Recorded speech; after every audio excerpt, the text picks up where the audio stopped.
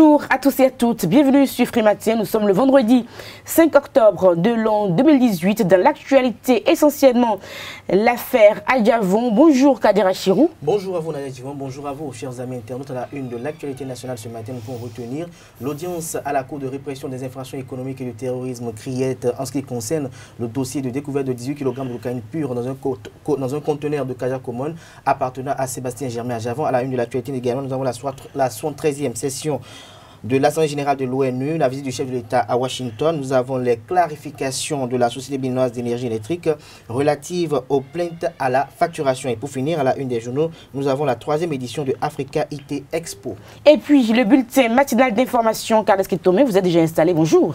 Bonjour Nadège. La comparution de Sébastien Adjavon hier à la CRIET et la présidentielle du dimanche prochain au Cameroun sont au menu de ce bulletin. La place du sexe dans le mariage, le débat du jour, nous en parlerons donc dans un instant. À suivre également les nouvelles sportives avec Larios Adjagbeno. Quelques informations viendront meubler l'émission. Bienvenue, bonjour, voici la une des parutions du jour. Bonjour à nouveau chers amis internautes, nous démarrons par Ben Intelligent qui titre ce matin son 13e session de l'Assemblée générale de l'ONU et visite du chef de l'État à Washington. Agbenossi, l'artisan numéro 1 de la victoire de Talon aux USA. Matin libre, participation de Patrice Talon à la 73e Assemblée générale de l'ONU. Agbenossi parle des retombées pour le Bénin. Nous restons avec le quotidien Matin libre. Lions Club Cotonou s'effire au CPS Aquapa 2 des kits scolaires aux enfants vulnérables. Nous passons au quotidien Le Matin, remise officielle du plan stratégique national sur la situation nutritionnelle au Bénin. Talon s'engage pour la faim zéro. Nous restons avec Le Matin, nous allons en deuxième titre à la une, audience à la Cour de répression des infractions économiques et du terrorisme, affaire 18 kg de cocaïne. Le procureur spécial exige la présence de Sébastien Germain Adjavon. Notre temps, dans cette même dynamique, pour ne s'être pas représenté à la Cour de répression et de la criminalité hier, Sébastien Adjavon risque gros. Il tombe sous le coup de l'article 427 du Code pénal. L'économiste, colloque scientifique et international à Cotonou, des échanges sur les recettes publiques. La nation, objectif fin zéro au Bénin à l'horizon 2030. Patrice Talon décidé pour la fin de la fin. Nous restons avec La Nation. Contre la corruption et autres infractions, la CRIET, une avancée notable selon l'ancien procureur Gilles Sodonon. Le pays émergent procède de l'affaire de 18 kg de cocaïne à la Cour de répression des infractions économiques et du terrorisme. La colère des avocats de Sébastien Germain Adjavon contre le procureur spécial Gilbert Ulrich Togbonon est à découvrir à la page 2 de la parution du jour de Pays émergent. Néanmoins, le Canard rapporte en manchette que maître Marc Ben Simon affirme la CRIET est une gamine qui vient se positionner, qui est en train de fleurir, de grandir, qui veut prendre position peut-être un peu rapidement. Nous restons avec le quotidien Le Pays émergent. Arrestation du porte-parole de l'initiative de Niki. Le conseil communal Roland d'Arefa plaide pour la libération de Sabi Sira Korogoné. Et pourtant, Korogoné est un apôtre de la paix. Ricard Madougou. Soutenir Sabi Korogoné, c'est défendre la liberté d'expression. Le confrère de la matinée renvoie hier du dossier ASG à la CRIET. Une trêve officielle pour aller au gym juridique. S'interroge le Canard. Ce qui se passe est une gravité extrême et une insécurité totale selon les avocats de Sébastien Germain Adjavon. Le Progrès, comparution Adjavon à la CRIET, l'audience reportée au 18 octobre prochain. Nous passons à la presse du jour, promotion de l'électrification hors réseau en République du Bénin. Talon ouvre le secteur aux investisseurs. Dynamisme Info, refus de connaître de l'affaire cocaïne en l'absence des prévenus, une position du ministère public qui fait accroître les suspicions. La Grande Afrique, gestion du pouvoir d'État, ce que Talon écoute. Le Canard affiche à la une les images de ce que vous pouvez d'ailleurs apercevoir. Mathurin de Chacus, Eustache Cotingan, Abdoulaye Birchane, Pascal René Koupaki et Joseph Djogbenou. Nous passons à Le Nouvel Observateur, affaire 18 kg de cocaïne. La confiance en la justice béninoise mise à rude épreuve par le pouvoir. Pourquoi rouvrir un dossier clos devant la CRIET? L'événement précis, rebondissement dans l'affaire 18 kg de cocaïne. Débat houleux à la CRIET sur l'absence d'Adjavon. Le procès reporté au 18 octobre prochain. Ce qui se passe avec l'affaire Adjavon n'est plus du droit, dénonce ses avocats. First Info, Ricard Madougou, à propos de l'affaire Korogoné, libérer la parole, celui qui laisse commettre une injustice ouvre la voie à d'autres injustices, rapporte le confrère de First Info. Le Béninois libéré à présent, sorti de Adambi, Badamansi, Toko et de Dynamique Unitaire demain à Parakou. Boniaï et l'opposition dynamitée. Un géant meeting pour remercier Patrice Talon et le rassurer de ce que parcours est au pas. Nous passons à l'Pharaon, lutte contre le chômage. Les nouvelles chances accordées aux jeunes au FNPEJ sont à découvrir à la page 3 de la parution du jour de l'Pharaon et Action humanitaire sociale. Direct Aide Bénin et la Fondation Claudine Talon s'engagent pour la réduction de la pauvreté. La priorité mise en œuvre du programme d'action du gouvernement 2016-2021 intitulé Bénin révélé, la jeunesse, la priorité. Nous passons au quotidien Le Matinal. Le Matinal titre ce matin en manchette: report de l'affaire 18 kg de cocaïne à la Criette. Le ministère public réclame à Javon. La défense déforme le débat. Rachid Gbadamasi au sujet de la lettre de l'ancien président Thomas Boniaï. Le Canard rapporte que Boniaï devrait se taire. Libération, sécurité alimentaire et nutritionnelle. Talon s'engage à accélérer l'atteinte de l'objectif fin zéro. Nous passons au quotidien béninois d'information générale d'analyse L'Informateur. Révision de la Constitution, gestion participative du Bénin. Fred Adriano Rionou appelle à une nouvelle république. Voici ses pertinentes propositions. Des détails à la page 2 de la parution du jour de L'Informateur. Et retombée du voyage du chef de l'État à New York. Le Bénin récupère son prestige dans le concert des nations. Nécessité de saluer la diplomatie du ministre Aurélien Agbenossi. Le challenge, procès du président d'honneur de l'Union sociale libérale. La Cour de répression des infractions économiques et du terrorisme a imposé et affirmé son autorité. La stratégie de Dupont-Moretti et compagnie a fait flop. Nous passons au quotidien Les 4 vérités pour finir ce matin. Après ces 28 années de renouveau démocratique, Fred Adriano Rionou propose une thérapie choc. Une nouvelle république s'impose selon le président du RAP. Et il suggère que le Bénin se dote d'une nouvelle constitution rédigée sous le contrôle des citoyens. À lire l'intégralité de son message à la nation béninoise et ses 10 points de proposition à la page 3 de la parution du jour de Les 4 vérités. Les quotidiens béninois sont disponibles dans les kiosques. Vous les avez au prix de 300 francs CFA. Vous les avez également en ligne. Le bulletin matinal d'information à présent sur Frimatin. Chers amis internautes, bonjour et bienvenue à ce bulletin. La comparution de Sébastien Adjavon à la Criette hier s'est soldée par un report au 18 octobre en l'absence du prévenu dont les avocats ne pouvaient pas permettre l'avancement de la procédure. Convoqué pour le 4 octobre 2018 par le procureur de la Cour de répression des infractions économiques et du terrorisme, Sébastien Adjavon s'est fait représenter par ses avocats par qui il a adressé une lettre pour ne pas être présent à l'audience. Un renvoi qui survient après une demi-heure de débat houleux autour des articles 243-248 du Code de la procédure pénale.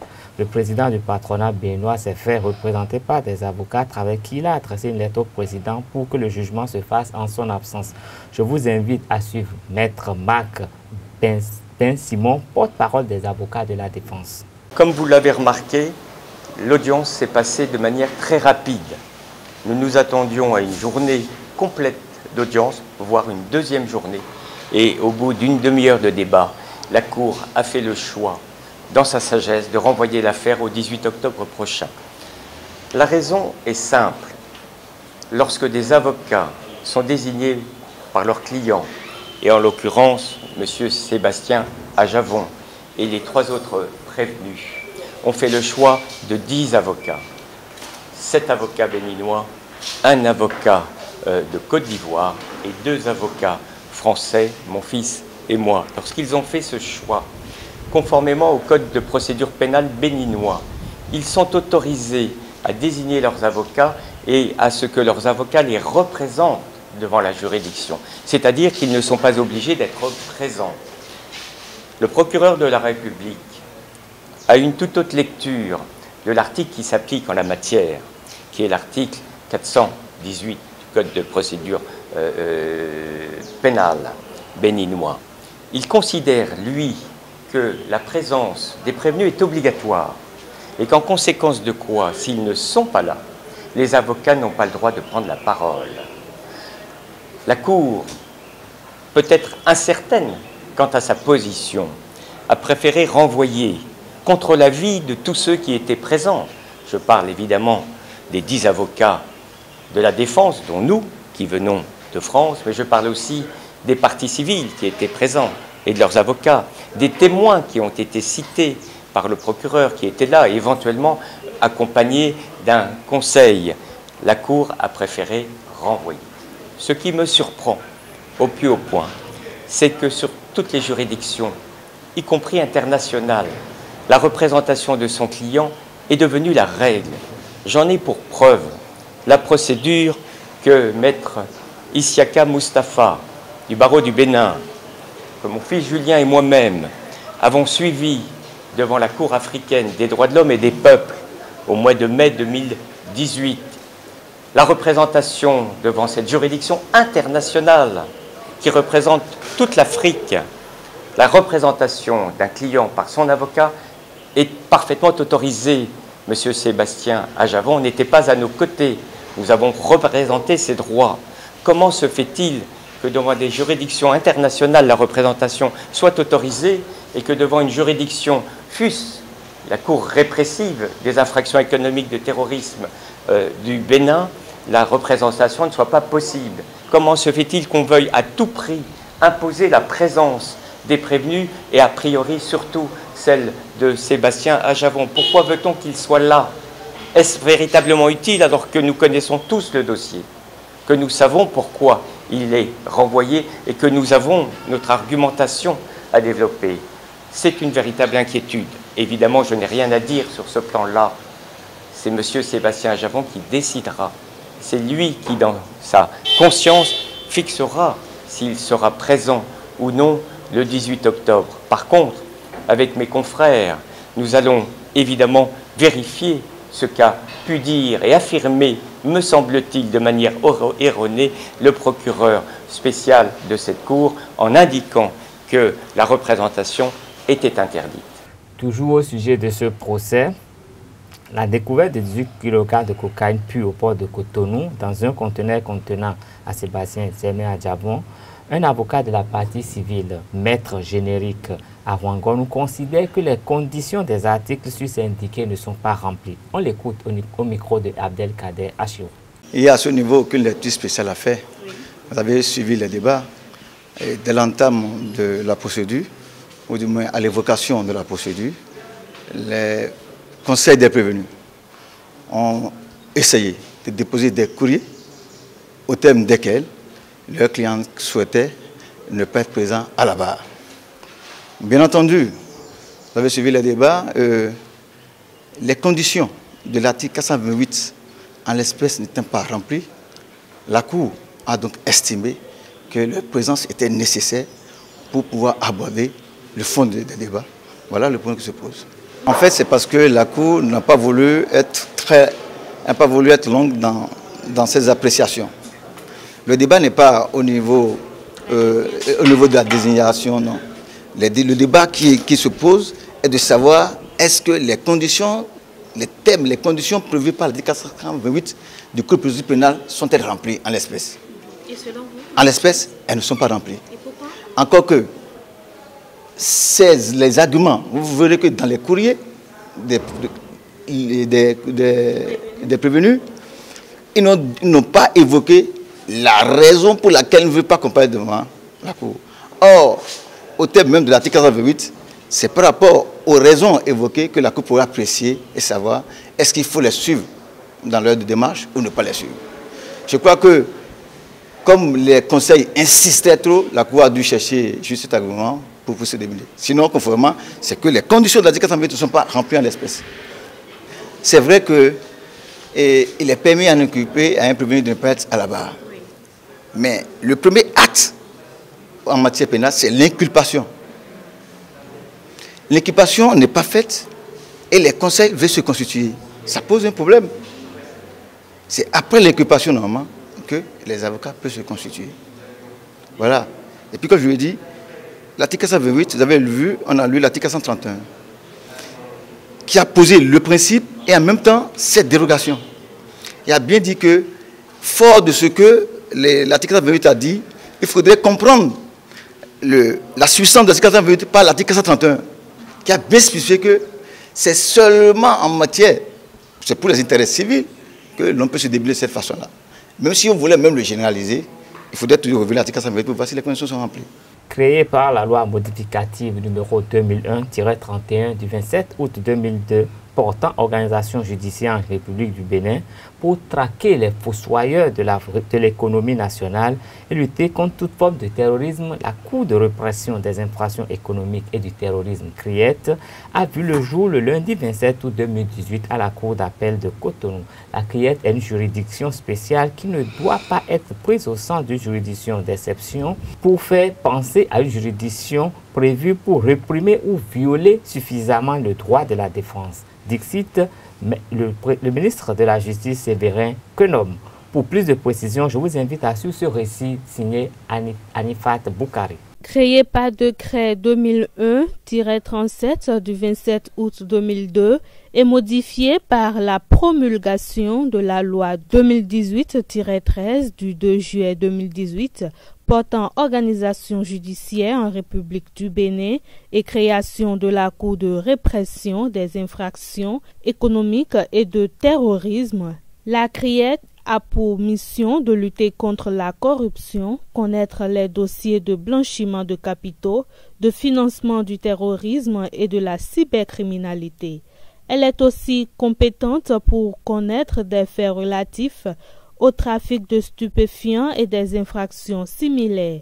Cette juridiction a été installée lundi 27 août dernier et a démarré ses activités le jeudi 6 septembre 2018. Certains estiment, selon le ministre de la Justice, que la création de la CRIET vise à réprimer certaines personnalités qui ne partagent pas les idéaux du pouvoir. De plus, le garde des Sceaux a indiqué que la CRIET est une juridiction spéciale qui ne doit pas être prise au sens d'une juridiction d'exception pour faire penser à une juridiction prévue pour réprimer ou violer suffisamment le droit de la défense. La loi a doté la CRIET d'une compétence nationale. Elle juge les faits qui sont de nature délictueuse que la loi qualifie de crime. Elle statue comme un tribunal correctionnel pour le flagrant délit et peut se réunir en session pour statuer comme une juridiction semblable à la cour d'assises en matière criminelle. Le souhait du ministre de la Justice est que cette juridiction, qui a commencé à rendre des décisions, aille jusqu'au bout, car les actes de corruption et d'enrichissement illicite plombent le développement du pays. Restons à Cotonou, mais passons de la CRIET à l'Assemblée nationale. Les députés à l'Assemblée nationale devront à nouveau se pencher sur la loi numéro 2018-31 portant code électoral en République du Bénin et voter le 3 septembre 2018. Les décisions de la Cour constitutionnelle étant sans recours. Dans la décision DCC numéro 18-199 du 2 octobre 2018, les 16 sages ont déclaré contraire à la Constitution les articles 227, 244, 249 et 308 de cette loi. Des sources indiquent que les députés se retrouveront au cours de la session extraordinaire de l'Assemblée nationale qui s'ouvre au cours de la seconde quinzaine du mois d'octobre, conformément aux dispositions de l'article 87 de la Constitution du 11 décembre 1990. À l'ouverture de la session, le président de l'Assemblée nationale affectera la décision de la Cour constitutionnelle à la Commission des lois après lecture en plénière. Hors du Bénin, au Burkina, 7 soldats ont été tués et plusieurs autres blessés dans une double explosion à l'est et au nord du pays. Selon les sources sécuritaires, 6 soldats ont trouvé la mort et plusieurs gravement blessés dans l'est après que leur véhicule a sauté sur un engin explosif. La nuit dernière, un gendarme a été tué au nord dans une attaque d'un poste de gendarmerie à Inata. C'est d'abord un détachement de la gendarmerie nationale qui a été la cible d'une attaque dans la nuit du mercredi à jeudi à Inata dans le nord du pays. Selon le ministère de la Sécurité, il s'agit d'un groupe de terroristes lourdement armés. Mais la résistance des gendarmes a fait subir d'énormes pertes aux terroristes, peut-on lire dans le communiqué. Au Cameroun, pour finir, 9 candidats sont en lice pour la présidentielle du dimanche prochain. Le président sortant, Paul Biya, candidat à sa propre succession, est décrié par une opposition qui se plaint de sa longévité au pouvoir. Certaines rumeurs indiquent que le président américain Donald Trump l'aurait sommé de retirer sa candidature. À Bamenda, la capitale de la région anglophone, les séparatistes armés ne veulent pas de ce scrutin. Le parti au pouvoir doit être la cible des séparatistes et dénonce des actes d'intimidation et d'enlèvement de certains de leurs militants. Ainsi se referme ce bulletin. Merci de rester fidèle à Réserve TV. Merci à vous, Kales Kitome, pour la présentation. Nous passons au débat sur Frématin. Le débat sur Frématin, nous parlons donc de l'importance du sexe dans le mariage pour les jeunes couples, notamment. Le sexe est devenu incontournable aujourd'hui. Nous en parlons. Kales Kitome.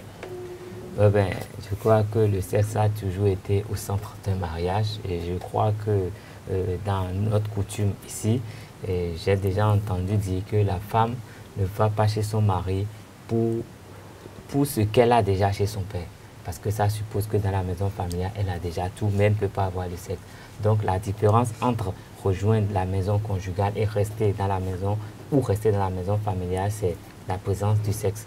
Dans la mesure où il y a tout ce qu'il faut chez les parents, mais parce il y a à manger, il y a à boire. Il y a tout, mais il faut créer un foyer et puis le foyer ne passe que par le sexe. Donc le sexe est quand même un élément central du mariage et je crois même que quand la Bible nous dit de laisser son père et sa mère, de s'unir à sa femme, elle a ajouté pour se multiplier. Et donc sans cesse, il n'y a pas de multiplication dans le sens normal des choses, je veux bien dire. Et donc je crois que le sens est l'élément, le moteur même du mariage, à mon sens. Kader Achirou. Le sexe dans le mariage a une grande importance quand on sait que s'il n'y avait pas le sexe dans la vie ou dans l'existence humaine, nous n'aurons pas de considération mutuelle. C'est-à-dire que l'homme ne serait pas frémir devant des rondeurs d'une femme s'il n'avait pas une envie irrésistible de vouloir goûter à quelque chose, peut-être qu'il soit autorisé ou pas. Donc à ce niveau donné, quand un homme et une femme se retrouvent en couple, il est très important que le sexe ait une connotation forte dans, je dirais, l'émancipation de cette relation parce que quand on y voit de près, même si on doit s'en tenir aux écritures religieuses qui nous indiquent qu'il faut se marier pour rien que faire des enfants, le fait d'y aller une fois par moment au sexe pour le bonheur et pour le plaisir amène l'homme et la femme à se faire des jeux coquets mutuellement, de façon à ce que ce acte puisse venir dans tout son romantisme à travers l'art que cela réclame. Mais quand on espère que le sexe est fait uniquement pour procréer et qu'on a envie de faire 2 enfants et que en 20 ans de mariage, on a touché à sa femme 2 fois, je pense que ne soyez pas surpris de voir ce ménage voler en éclats sur la base d'arguments fantaisistes parce que, vous savez, il est rare de voir une femme, à moins qu'elle soit courageuse, dire que c'est parce que mon homme ne me touche pas que j'ai décidé de le quitter. Mais c'est en ce moment qu'on trouve qu'il est un peu infidèle dehors, ou bien on trouve qu'il ne donne pas assez d'argent à la maison, on trouve beaucoup de choses. Mais vous allez voir que dans certains ménages où ils n'ont pas les moyens de le faire, il n'y a pas l'argent, mais vous vous demandez, mais pourquoi la femme là est autant accrochée à cela? Parce qu'il y a du miel là, il y a quelque chose qui l'attire, il y a quelque chose qui la retient. Et ce qui la retient, c'est véritablement cela. Et donc, comme je le disais à l'entame de mon intervention, le sexe fait que aujourd'hui, dans le monde dans lequel nous vivons, l'homme respecte la femme respecte l'homme, et il y a des considérations mutuelles. Imaginez un monde où il n'y avait pas de rapport sexuel, il n'y a rien qui nous amène à cette douceur vitale. Vous allez voir qu'il n'y aura aucune considération pour une femme. On ne parlerait pas de parité, on ne parlerait pas de galanterie, on ne parlerait pas de ces thèmes un peu fantaisistes, mais qui amène au romantisme, parce que nous dirons que nous sommes tous les mêmes, nous sommes égaux, et donc chacun pourrait se foutre de l'autre. Mais dès qu'il y a déjà une formation étrangère à celle de l'homme, parce que l'homme a une poitrine, mais sa poitrine n'est pas autant gonflée, l'homme est amené à être fessu, mais pas avec autant de rondeur, et qu'il y a quelque part une baguette et de l'autre une fente, et que les deux doivent s'entremêler tout le temps pour trouver un plaisir et un bonheur. Je pense que dans une relation amoureuse, dans un ménage, le sexe a une connotation forte et peut amener à résoudre beaucoup de problèmes, peut nous amener à ce que les disputes d'hier peuvent finir à travers de sourires, de petites taquineries qui sont quand même inhérentes au bonheur de toute relation conjugale. Alors, Kales Kitome, qu'est-ce qui peut faire qu'un homme peut passer 8 mois ou pratiquement 1 an sans toucher sa femme? Et qu'est-ce qui peut faire qu'une femme à qui son mari demande le lit lui tourne tout le temps le dos? Non, mais en toute matière, il y a des dispositions psychologiques. Je crois que quand... C'est pas une disposition juridique, heureusement. Non, non, non. Il y a des dispositions psychologiques. Oui. Et quand psychologiquement on n'est pas disposé, c'est difficile. Un homme qui est stressé, par exemple, pourrait avoir... Pendant un an? Non, ça dépend. Un homme qui est stressé, par exemple, pourrait avoir des problèmes pour d'érection. D'accord. Et il peut ne pas... Il y a des femmes frigides aussi. Donc, il y a quand même des situations. J'imagine quelqu'un qui va passer un an en prison quand même. Ça veut dire qu'il le veuille ou non, il est obligé de s'abstenir pendant un an avant de revenir. Et quand il revient, est-ce que ses aptitudes sont au même niveau? Est-ce qu'il ne faudrait il a les mêmes pas... réflexes. Voilà, donc peut-être qu'il faudrait encore un temps d'apprentissage.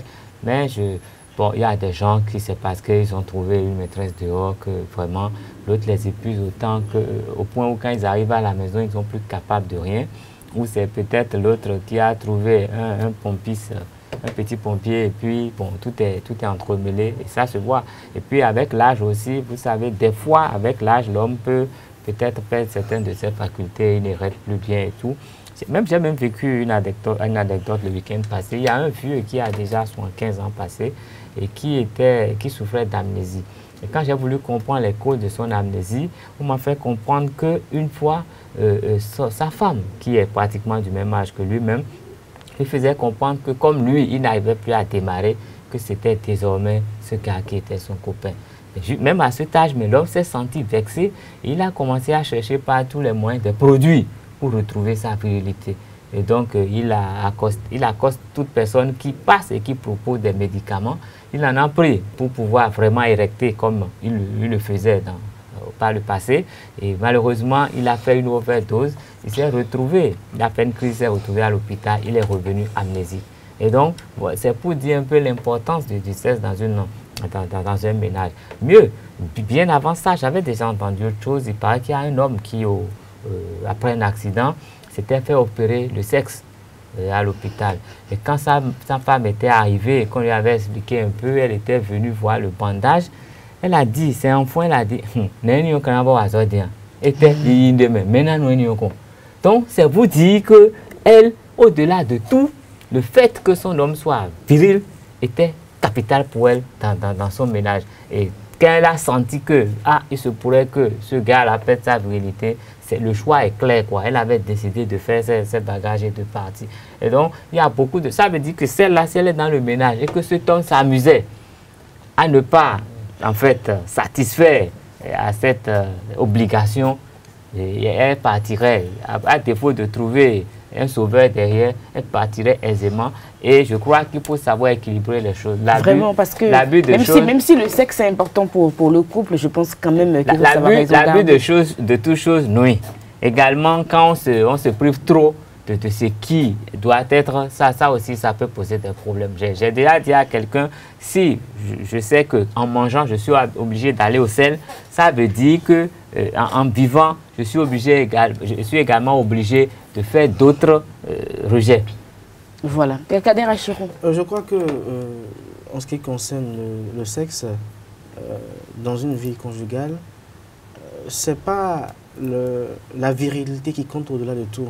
Vous savez, chacun sait là où il trouve le plaisir en ce qui concerne quand on dit qu'on fait l'amour. Pour certains, il ne faut véritablement pas aller au coït avant de sentir que véritablement j'ai une femme à côté de moi, j'ai une douceur à côté de moi et je suis en train de quitter les soucis permanents et quotidiens de la vie pour tomber dans les méandres de ce qu'on appelle l'amour. Mais quand vous êtes assis et que vous allez un peu au firmament de votre vie et que vous n'avez pas su utiliser convenablement vos moyens lors de votre jeunesse, il est quand même logique que le moteur vous lâche. Mais comme je le disais tout à l'heure, c'est très important de maintenir le cap quand vous êtes dans une relation amoureuse. Parce que si vous pensez que la femme est faite pour procréer, ce serait comme si vous avez acheté une machine à laver et elle est dans la maison et c'est quand vous lavez vos habits que vous déposez ça dans la machine pour laver. Et donc, à un niveau donné, la machine peut vous faire des caprices pour vous dire « je suis gâté, je ne fonctionne plus ». Et là, il faut aller l'amener chez le mécanicien. Et donc, à un moment donné aussi, cette femme-là va vous rejeter parce qu'elle vous dira que vous ne m'avez pas habitué à le faire, je ne le fais pas, alors qu'ailleurs, elle le fait. en cachette, mais peut-être qu'elle a peur que vous alliez à la découverte de ce qu'elle fait, des vilainies qu'elle commet. Donc je pense que cela, il ne faut pas bannir cela de la société, mais au-delà de cela également, il y a aussi un fait qui est assez interpellant dans la société aujourd'hui, c'est qu'il y en a de ces messieurs qui ont le plaisir, ou je dirais le vilain luxe, de laisser leur épouse au pays pendant 1 an, 3 mois, 4 ans, 5 ans. La chose est très fréquente et récurrente dans les zones du plateau au Bénin où la plupart des nagos vont au Gabon et arrivés au Gabon, ils disent qu'ils ont une femme au pays qui, depuis 8 ans, est à la maison. Je pense que c'est une absurdité et il faut que les gens arrêtent de commettre ces vilainies. Parfois, on arrive à miner les épouses comme des terrains de guerre pour que n'importe qui toucherait à cela retrouve ses testicules explosés ou peut-être sa verve dans un état délictueux. Je pense que il faut qu'on arrive à bannir ces sociétés parce que je pense que c'est de la méchanceté.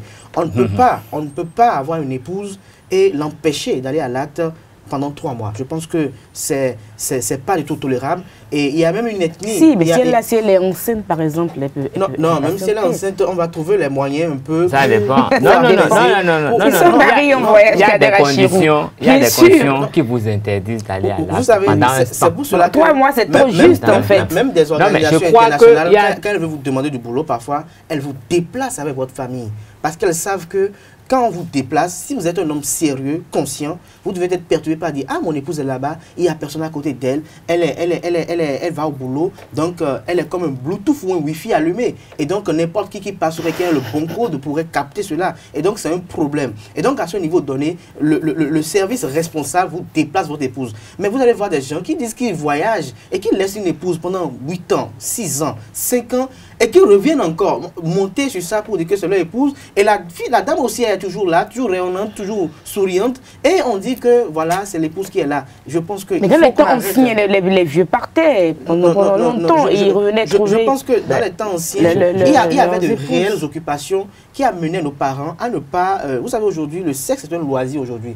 Ne nous leurrons pas aujourd'hui. Même dans les villages aujourd'hui, c'est devenu un loisir parce qu'à l'absence de la télé, on reste là, on demande aux enfants d'aller se coucher à 19h. C'est pas aujourd'hui que la télé manque dans les villages. Au village, il y en a de plus en plus. La terre était utilisée dans toute sa plénitude. Il fallait labourer peut-être du manioc, du maïs. On faisait un peu de tout.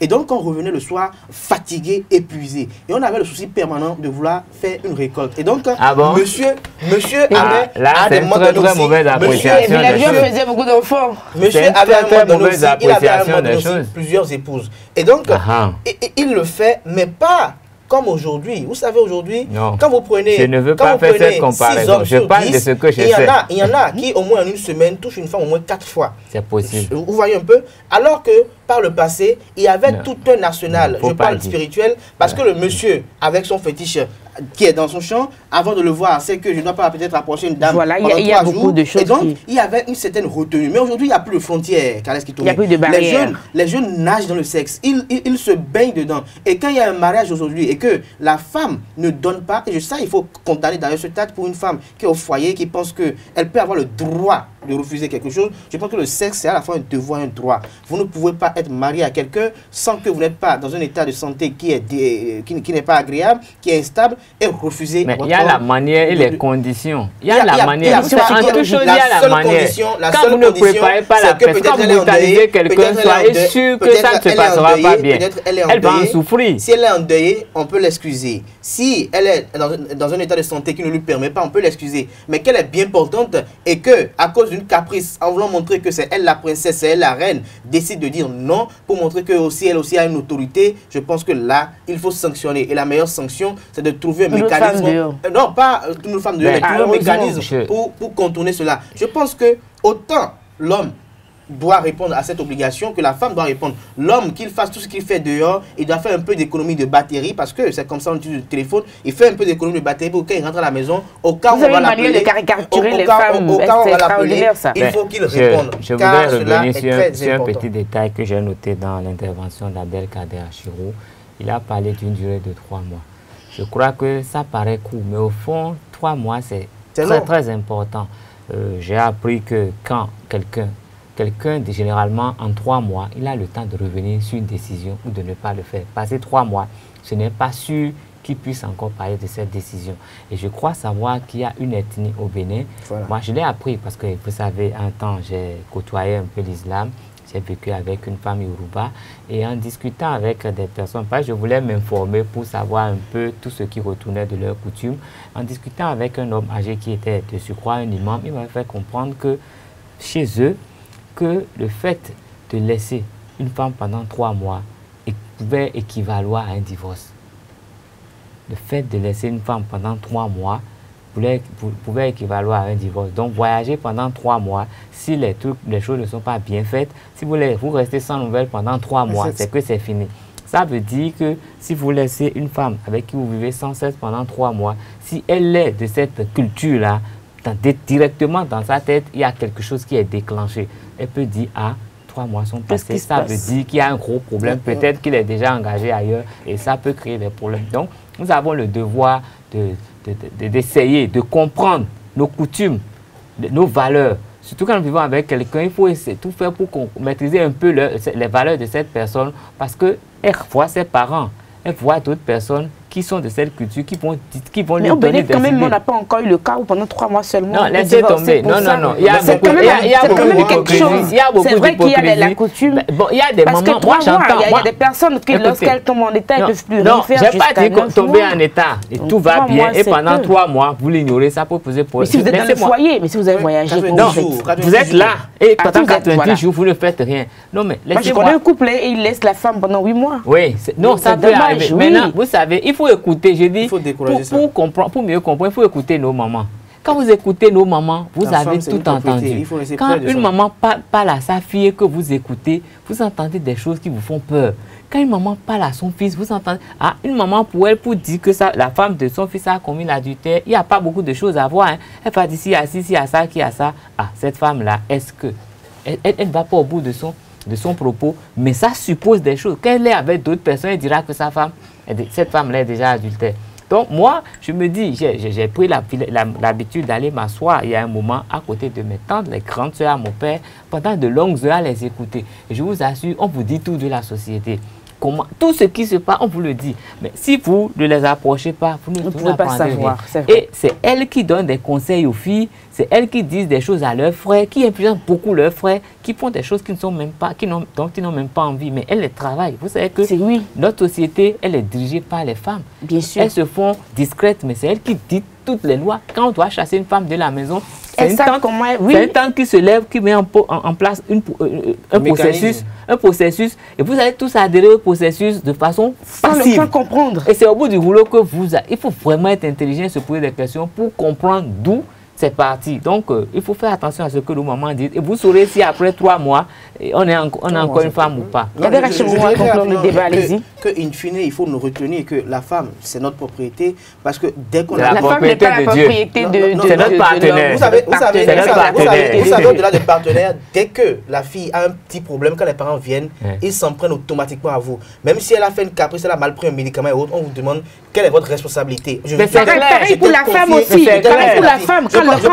Je pense que la connotation est pas assez forte. Bien sûr, il y a que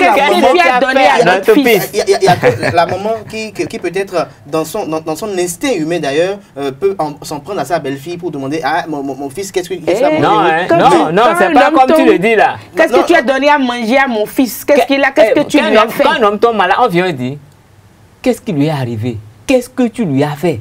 Moi, mon fils est Kanji. Je vois mon enfant de 2 jours bien portant. C'est que tu as chaud avec moi. Les moments, qu'est-ce que tu lui as donné? Qu'est-ce qui lui est arrivé?